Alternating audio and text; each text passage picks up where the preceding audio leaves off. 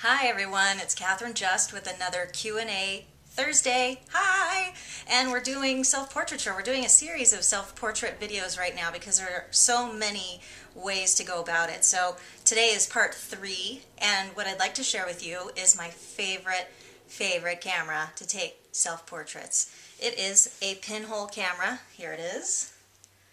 And it has a back on it to put Polaroid in. It used to be a Polaroid back, but now Polaroid no longer makes Polaroid, so we're using Fujifilm instead. They have an instant holder as well, and instant film that I can purchase online and use. And this is the Pinhole. You cannot see it.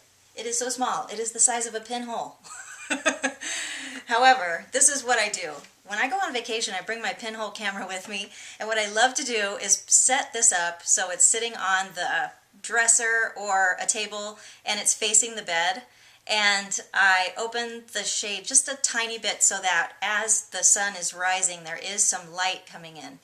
And I open the shutter.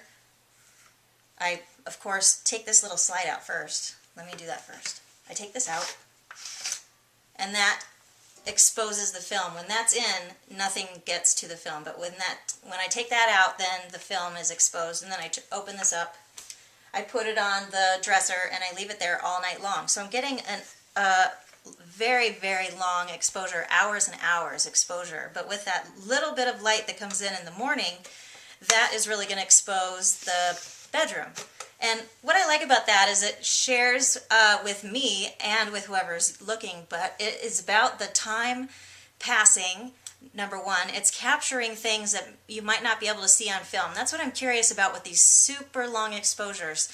I can use this Pinhole when I'm traveling. Like I said, I went to a hot tourist attraction in London, and I just held it in my hands, opened the shutter, whoop, and held it, and as I'm breathing, it inevitably is moving the camera as it's taking a picture of the landscape or I can't think of the word, at the tourist attraction, excuse me, and then I feel like I'm actually in the picture because it's capturing my breath on film. The movement that is being captured on the film itself is me breathing, is my breath. It's the way that my body is naturally moving. So I get as still as I can, but my breathing is inevitably going to move that camera. So I find it's a landscape and a self-portrait at the same time. So it's a really interesting way to think about self-portraiture. And you can do that with your 35mm too if you put it on bulb, I believe, or where you can open the shutter and keep it open and hold it steady as you can, and practice that as well. So I'm going to give you some resources for pinhole photography, and I could go into what Pinhole is, but right now we're just looking at different ways of self-portraiture. So I'm going to send you some links so you can learn a little bit more about pinhole photography, and that might become another blog video for you soon, as well as where to get the film for that.